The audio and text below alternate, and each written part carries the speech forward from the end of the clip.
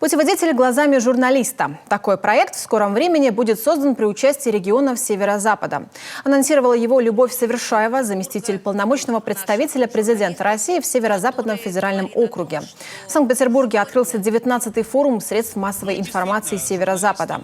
В рамках него подведут итоги конкурса «Сезам-2021».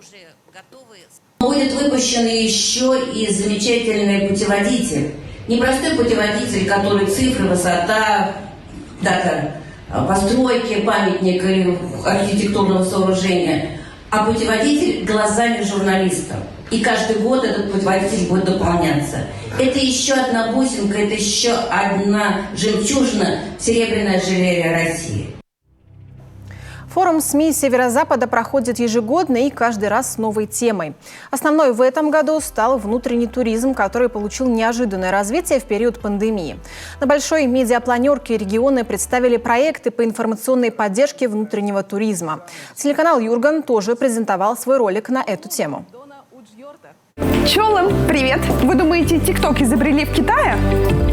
Много веков назад ТикТок придумали коми. Вот он! Ежегодно на конкурсе «Сезам» поступает более 500 заявок со всех регионов Северо-Запада.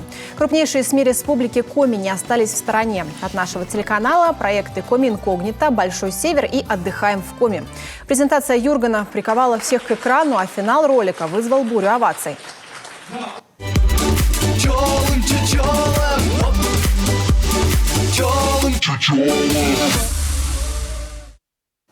И сегодня же в рамках форума пройдет церемония передачи символов столицы серебряного ожерелья России от Ленинградской области Республики Коми. Вручат их главе Усть-Илимского района.